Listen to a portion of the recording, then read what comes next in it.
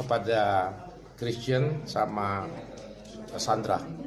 So the first chance I give to Christian to give statement. Hi everyone. First off, I am not guilty. I have not overstayed my visa. I have not made money in Indonesian rupiah.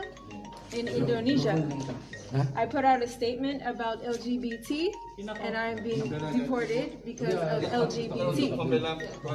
Okay. What is your proposal? Oke, itu cukup. Baik. Cukup ya, itu ya, udah dikasih statement tadi ya.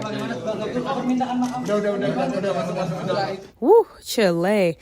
Welcome to my channel, Mother Suckers. Hey, so I don't know if you guys have heard of this story about the 2 black girls being deported from Bali, but I wanted to bring it to my channel and discuss it with you guys because I'm really torn. So let's start from the beginning.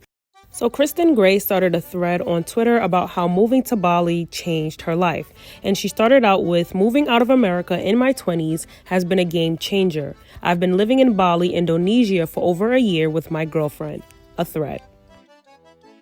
I was broke and struggling to find work the entire year of 2019, and I wanted to take a stab at entrepreneurship. I also wanted to get out of survival mode and tap into how I could thrive. After being rejected for jobs and living off savings, trying to make my business pop, my girlfriend and I decided to book one-way flights to Bali, Indonesia. This island has been amazing because of our elevated lifestyle at a much lower cost of living. I was paying $1,300 for my LA studio. Now I have a treehouse for $400.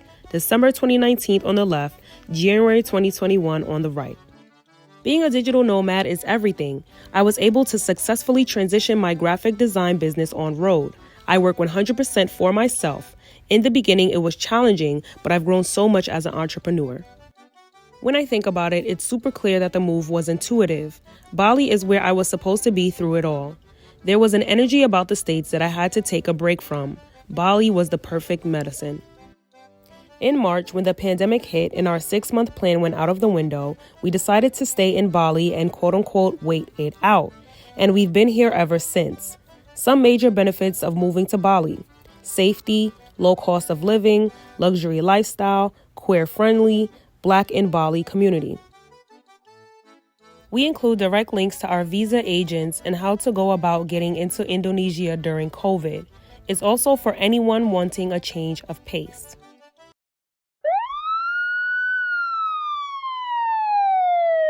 Y'all, so after those tweets went viral, and I even saw the thread myself, okay? I'm not gonna lie, I smiled and I kept scrolling, okay? But after the tweets went viral, next thing you know, the women got deported, okay? So I'm going to quickly read an article from The Guardian. I'm doing a lot of reading today, Jesus, okay? Y'all bear with me. But we're going to read an article from The Guardian just to get more details on why exactly these women got deported.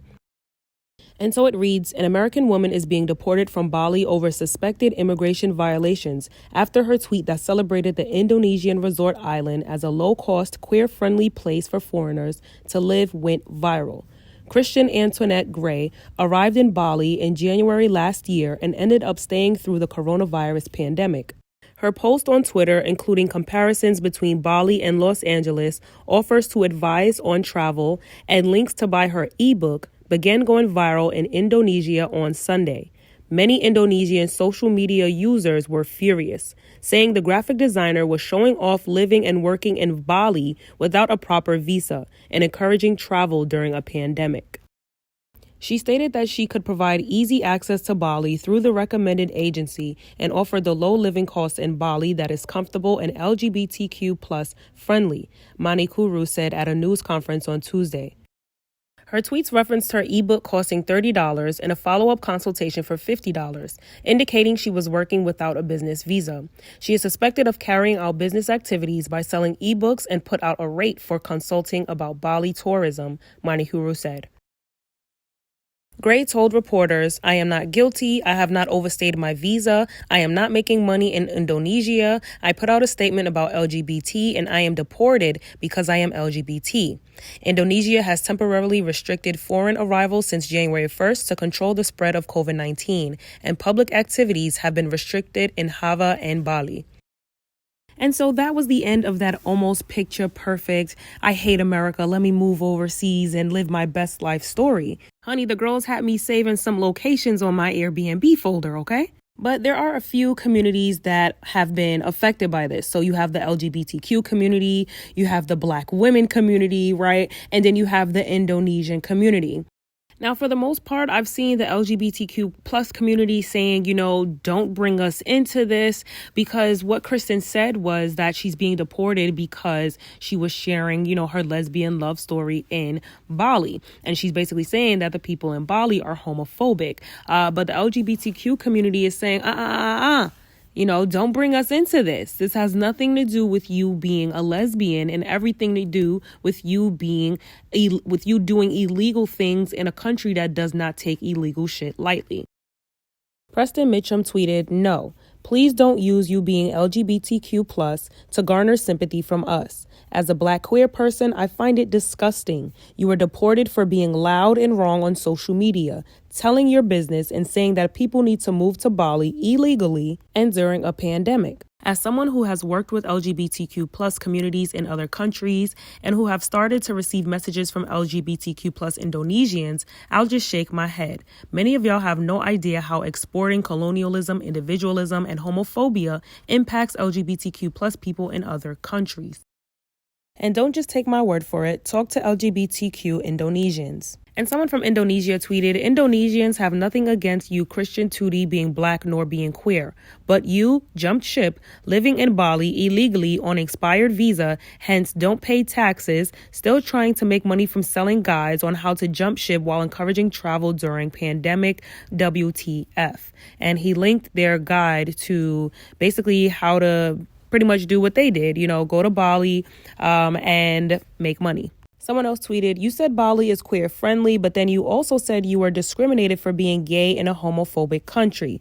Not only you played yourself, but you also risked the actual queer people's lives here who have to live discreetly. I hate entitled Westerners with all my heart." And someone said, "I'll say it nicely, get a proper visa, rent a property, pay Indo taxes, and try to mingle with the locals and appreciate its culture." Now, there were some Black women that felt like, this is an attack on Black women. There are illegal people all over the world. You know what I'm trying to say? There are people who don't have proper documentations all over the world, and they seem to live and thrive and have families and move on. But when it's Black women, we got to get deported. But then there are some Black women that felt like, no, that's not it. There are Black women who live in Bali and they have done things legally, and therefore they are allowed to flourish and stay there.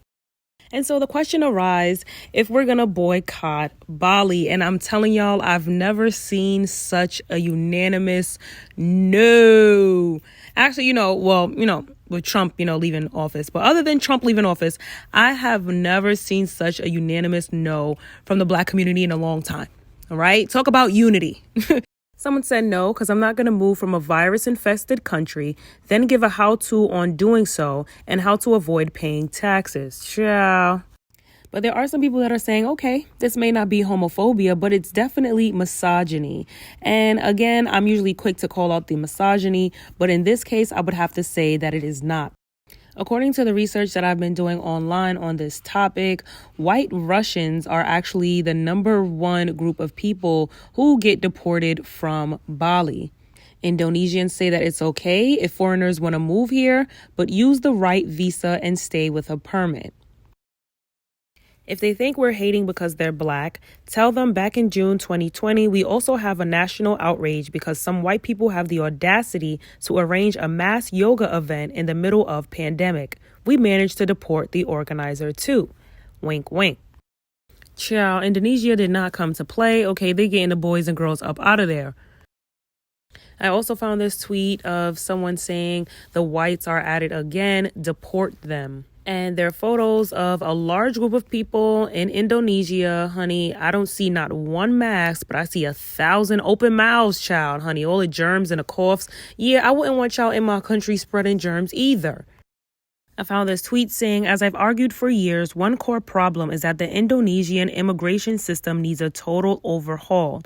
There are no student visas, for example, no entertainer/artist visas for visiting musicians, no long-term tourist visas, 90 days like Malaysia. The system needs fixing. Native Southeast Asians have been talking about foreign expats for years, and the only reason why folks haven't seen the discourse is because, number one, most Americans don't care about what's going on in other countries, and number two, the discourse isn't happening in English. It's happening in local languages. Now, I'm just going to give my thoughts and wrap up this video. You know, in the beginning, it sounds like a dream come true. And I don't think that the two women had, malicious intent, to go over and gentrify and scam the people. I don't think they had malicious intent. I think they were down and out on their situation here in America. They went overseas during a pandemic. I'm pretty sure it was hard to travel out of the country during that time anyway, so they decided, you know what, let's just stay. Now, they made a big mistake by bringing all of this information, which was illegal,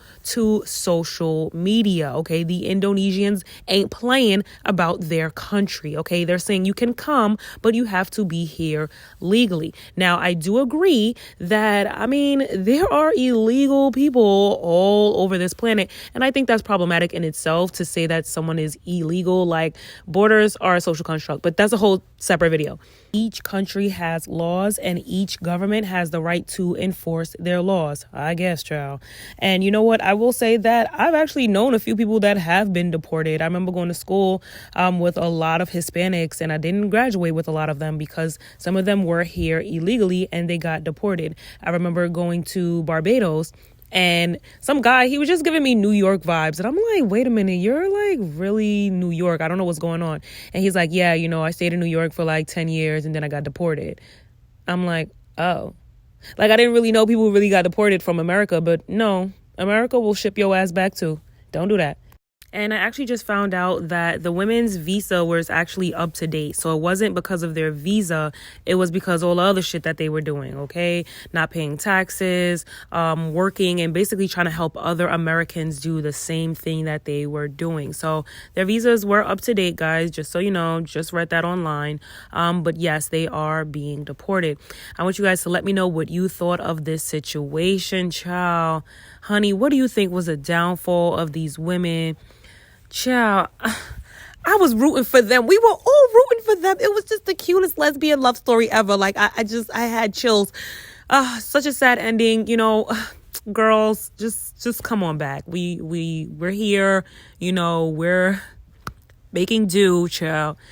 Y'all let me know what y'all thought of this video down in the comment section. Be sure to like and subscribe, and I'll see you at the next one.